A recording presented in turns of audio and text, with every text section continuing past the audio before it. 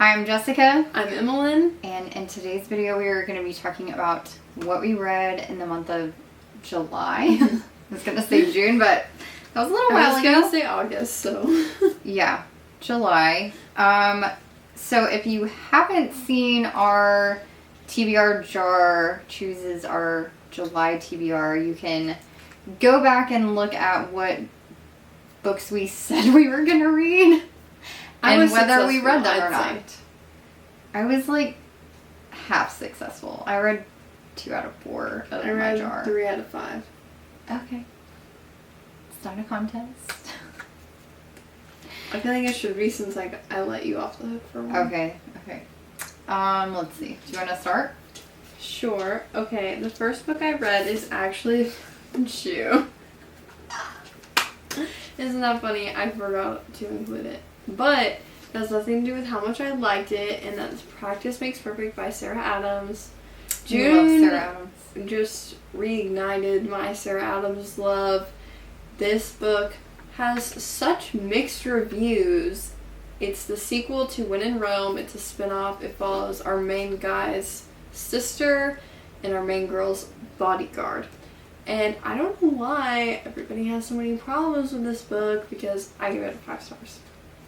And our main character is Annie, and she owns a flower shop. And the vibes of that were so good. It's so summery. It would talk about her picking her flowers. And she's also a reader. And she's obsessed with pirate fantasy books. Okay. Pirate romance books. And so there's constantly these, scenes where she's, picturing the bodyguard as one of the pirates. And it's so funny. Like always, Sarah Adams is laugh out loud funny to me. Yeah, she has really great humor. And banter. This was no different. I don't understand the disappointment. Okay. The first book I read this month was The Happy Life of Isadora Bentley by Courtney Walsh. This was my first ever Courtney Walsh book, and I actually got this as an ARC on NetGalley, and I read 1 chapter of it, and I was sending Emmalynn pictures of things she was saying, the main character was saying in the book, and I was like, you know what, I just need to buy this because I want Emmalynn to read it too. It was so funny. The main character is I don't know, it reminded me a lot of Sarah Adams because the main character's inner dialogue was so relatable, but also I feel like she's the type of person that just said everything she was thinking and didn't care, and I love that. But this follows Isadora Bentley, who is a research professor, and she's kind of just a loner. She doesn't have a lot of friends. She's just really focused on her job and her research, and it's kind of she has a reputation for being a loner and not really being a team player because of that. And so she finds herself in the grocery store on the night of the eve of her 30th birthday. And she's buying all this junk food, and she comes across this article that's 30 ways to be happy. And so she decides to go through each of these bullet points and see if they really can make her happy. And because she's a research professor, she decides to make it an experiment of sorts. So she records the data and makes a hypothesis. It's just really funny. But it's also really endearing because she ends up becoming friends with an older guy that reminds me of the little guy on Up. And that relationship was so cute. There's a lot of found family in this book, and it's all so precious. Not one singular found family member stands out. They're just all so perfect and add so much to the storyline. So I loved this book. This was my favorite book of the month by far, and I would say it was a 5-star read for me. Okay, my next book was The Wishing Game by Meg Schaefer, and this is kind of a hodgepodge of a book, but I loved it. And this follows a teacher's aide, and she's just super broke. She has really bad family problems. Her family is from Maine, and she is currently living in near the LA area. So obviously that contributes to her brokenness because she lives Hashtag in cost of living. And she kind of falls in love with this boy in her class, as in like motherly love. He's in the foster care system, and she wants nothing more than to be able to adopt him because she just sees him bounce around. His parents were addicts, and he kind of was the one to discover them overdosing. There's just a lot of heartache in this story, but she's too broke to adopt him. She doesn't have a place where she can bring him to her home because she shares an apartment with a bunch of roommates. And so this kind of follows her in that journey, but then at the same time, she used these books as an escape as a kid, and she's introduced them to the little boy, and they both love them. And then she gets like an invitation one day from the author of these books saying to come to the island, Clock Island, and to enter a competition to win one copy of his new book. He's not publishing it, and so if you win the copy, you're the only one that gets it unless you decide to sell it to a publishing company. She's like, okay, this would, one, be so cool. The little boy would love if I did this, but also would give me the money I need to adopt him. So we follow her in all of these little trials and competitions on this island. It reminded me, the setting did, of Daisy Darker. It wasn't like super scary, but there was definitely like weird things going on. The author is a really old man that's reminded me of the guy in Inheritance Games, the grandfather. Like, you just never know, like, why are you doing all these things? Like, if Taylor Swift was an author and had a competition. So it's like there's, like, Easter eggs. You have to decode all these messages. And then we also have a romance going on. So, like I said, a hodgepodge, especially for such a short book. But I gave this 4 stars, and definitely found family. Definitely heartbreaking. So we both heard that people compare it to, or say it reminds them of Charlie and the Chocolate Factory. Did you feel like that? Yeah, because I mean, there's a select group of people chosen to go to the island, and they have to like go through these trials in order to win. You know, only one person and can kind win. of a weird setting. Yeah. Yeah. So in that way, I can tell there's definitely inspiration. It was definitely whimsical and not like, it was eerie, but it wasn't dark. Yeah. And so I could see that. Okay. The next book I read, this was from my TBR jar, or one of the prompts that came from the TBR jar, and that is Sing Me Forgotten by Jessica Emmalynn. And I really wanted to love this book because I love Phantom of the Opera. Like, it was one of the musicals I saw when I was pregnant with Emmalynn, actually, and even my husband loved it, which is very rare. So it has kind of like special meaning to me. So I was really excited that this is a gender bent retelling. So the girl is kind of the phantom, and then she has a muse that's a boy. And I don't know, it just didn't make a whole lot of sense. It was very slow. I don't know, like there was no world building or character development really, and I don't know. I didn't really jive with it. So I was disappointed because, like I said, I really wanted to like it, but I just didn't. And so I would probably give this like a 2.5. And actually, this isn't the second book I read. I just remembered I read a different book on my, or from the library, but I don't have it anymore, but I'll talk about that later. Now I want you to read A Forgery of Roses just to see if like you just don't jive with the author altogether, or if it was this book. I don't know. This is her debut. And it was pretty short. Like, the text is pretty large. So it shouldn't have taken me that long to read. Like, it's like 320 pages, but it just felt like it was taking me forever to get through it because there just wasn't much going on, and I really hated the ending. So, yeah, I would stick by my 2.5 rating for that one. My next book was a reread, and I guess I should mention The Wishing Game was part of my TBR. It was for, I think, a book under 300 pages. Mm-hmm. This one was for a book set in summer. This is a reread for me, and I actually did want to read this since season 2 of The Summer I Turned Pretty is coming out, and I wanted to be able to distinguish the differences and then tell my sister because she hasn't read the books. And I'm like, oh, you're annoyed with that? Yeah, me too, because that didn't actually happen.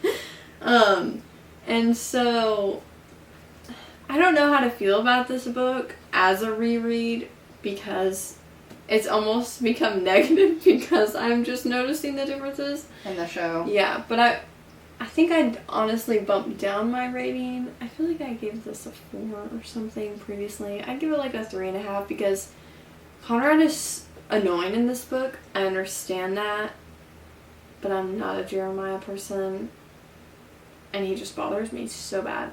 Honestly, more in the show than in the book. But I could just picture him when I was reading this. Yeah. It gave me the ick. So, yeah.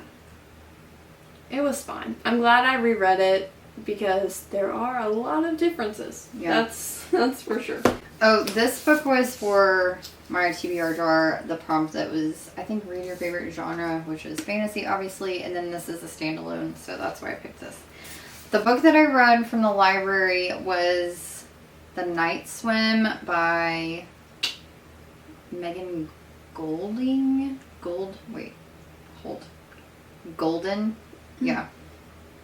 And I didn't know that was the first book in a series. I thought this was a standalone, but I'm pretty sure that, like, her books can be read in any order because they don't really build off of each other. But basically, The Night Swim is about, and this is what lured me in, a podcaster who, she's a true crime podcaster, and she's kind of become more popular because she had, she investigated a case that ended in a conviction. So she helped solve this, like, cold case or whatever. And so now she's come to this little town in North Carolina for her podcast to kind of follow this other storyline that doesn't relate. But when she comes to this town to film her podcast, she starts getting these, like, anonymous letters from this person who is wanting them to help her solve her sister's cold case.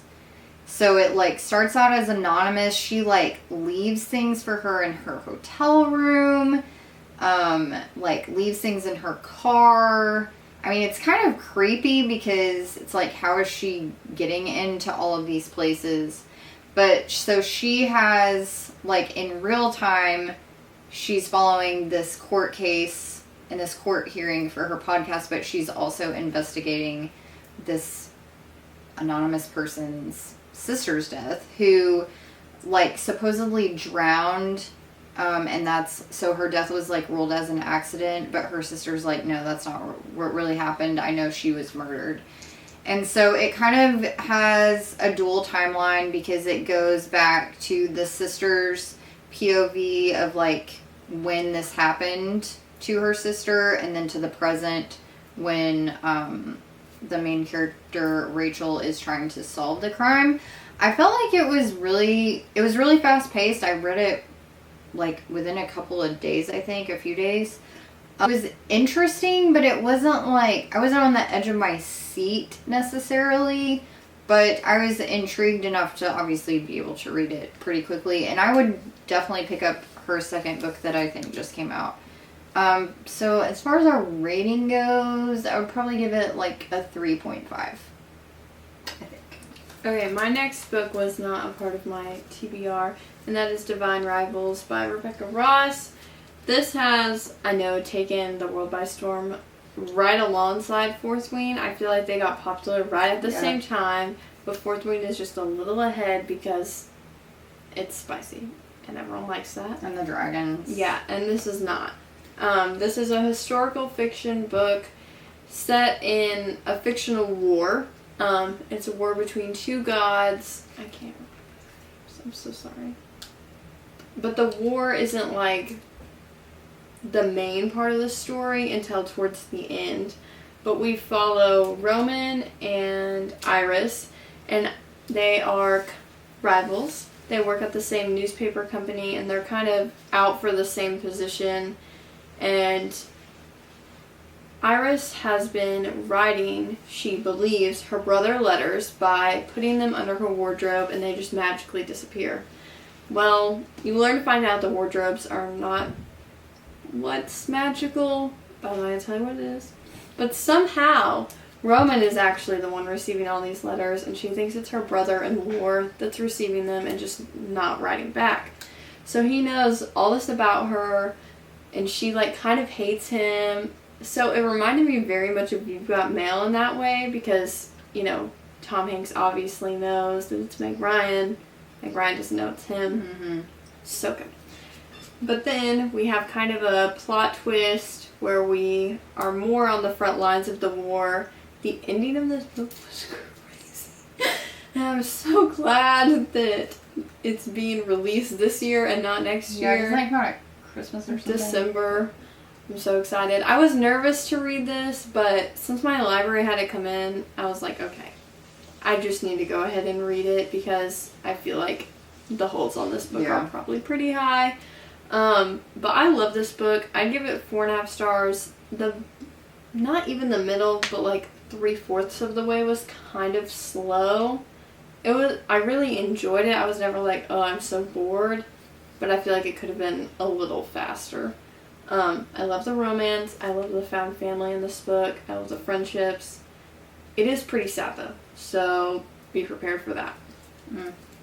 Okay, this book I picked up, The Housemaid's Secret, because I was reading this, which I'll talk about in a little bit, and it was just bogging me down. So I needed something like a little break from that book. So I picked this up. I read The Housemaid like 2 months ago and devoured it. I was like hooked. It had me in a chokehold. I loved it so much. The plot twist was amazing. And this one I liked, but not as well. The plot twist was, I definitely didn't see it coming. Well, I kind of did. It wasn't as drastic of a plot twist, but it was still good. So this follows the main girl, Millie, from the previous book. And so she's, again, trying to find a job. So she, as a housemaid, and so she, I think she's working at for a different family at the beginning. Oh, that's right. She's working for this mom, and she has a little girl, and the mom's little girl calls Millie mom. And so she, gets mad that her little girl calls Millie mom and fires her, and she's like, you told her to call you that, and blah, blah. So she's, immediately without a job at the beginning. So she goes looking for another job, and she's not, getting any responses until this one, very wealthy businessman reaches out to her, and he's like, I need you to come be our housemaid because my wife is, gravely ill, and, you don't have to do anything for her as far as a caretaker, you just need to take care of the house and cook for us. So she does, but she's, very intrigued because the wife is almost, shut in her bedroom 24/7, and Millie's, very curious about that, which I don't know why she couldn't just leave it alone, but she couldn't. And then she starts getting concerned about the wife, she's being abused, or he's, poisoning her, all these different things are crossing her mind. So she decides to, intervene, and then I won't go any further because that would be spoiler, but it's kind of, the same vibes, I would say. And I'm honestly, can Frida McFadden is Millie just going to keep getting these crazy jobs for these crazy people, and that's going to be her whole life? How long can we stretch that out? You know? When's she going to learn her lesson? She needs a different career path. But I would probably give this 3 stars, I would say. Okay, my last book is Easy to Kill by Agatha Christie, and this was for a book that starts with the first letter of your first name, and this was literally the only one I had, except Empire of Storms by Sarah J. Maas, and I couldn't read that, the 5th book in front of class. Yeah. We're not doing that again. That book is painful. It's too soon. Yeah. Too soon. And this follows ex-policeman, and he decides, well, he runs into this old lady who he believes is pretty much crazy. And she's just like going on and on about how her village is having all these deaths and it's so easy to kill and get away with it and yada yada. And he's like, what is wrong with her? She's clearly psycho. Like, she's old. There's something mentally wrong with her. Oh well. And she's like, this doctor is next. I just know it. And then, in the paper, he reads that that doctor died. And so he's like, okay, maybe she's not so crazy, because then he finds out she died after the doctor died. Oh. So he goes to this tiny village and pretends to be this person's, like, distant cousin to get to stay at their house. And there's, like, a very weird romance in this book. I've never read an Agatha Christie book where the main character has, like, a romance. Yeah. It was so sudden, and I don't really believe it, but that's okay. It's a work of fiction. It was just like all of a sudden he was like, I love you, and I'm like, wait. So is this is on our Hercule Poirot? Hercule? No, it's not. It is a part of a small series. I'm not sure if we continuously follow this ex-policeman or what, but this book, I think, was the only Agatha Christie book I've ever been able to guess, like, the twist and who it was.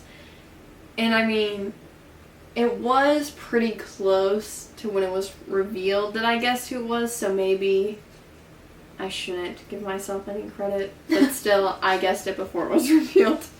But I still enjoyed it. It was super short. I feel like this was one of her easiest books to read, so I almost assumed it was a newer one, like an unfinished one that someone finished, but it was written in the 1930s. So if you want an entry to Agatha Christie and not get caught up in any of the series, I think this would be a good one, but some of the things are a little outlandish, so keep that in mind. But I'll give it 3 stars.